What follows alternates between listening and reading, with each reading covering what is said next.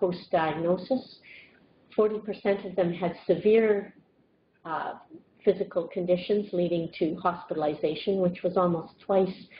the morbidity seen in their peers who never had a cancer, and that they had excess risk of all types of conditions assessed, not just in one or two body systems. Not surprisingly, we found that both diagnosis and treatment affected risk, and there was a range of levels of risk of later problems, from those surviving acute lymphatic leukemia who had a relatively low risk of later problems post-therapy, to the most severely affected, those with a diagnosis of brain tumor. This is a graph showing the late mortality from 5 to 30 years post-diagnosis, indicating that about,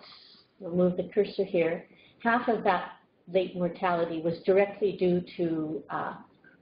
the original cancer, either which never was controlled or where there was a recurrence, and about 25% of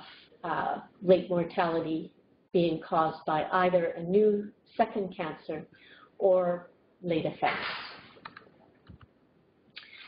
This graph shows the excess risk of second cancers among the survivors of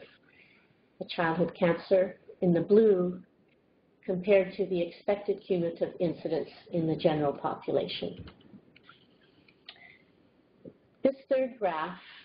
is striking because it indicates the relatively high proportion of multiple morbidities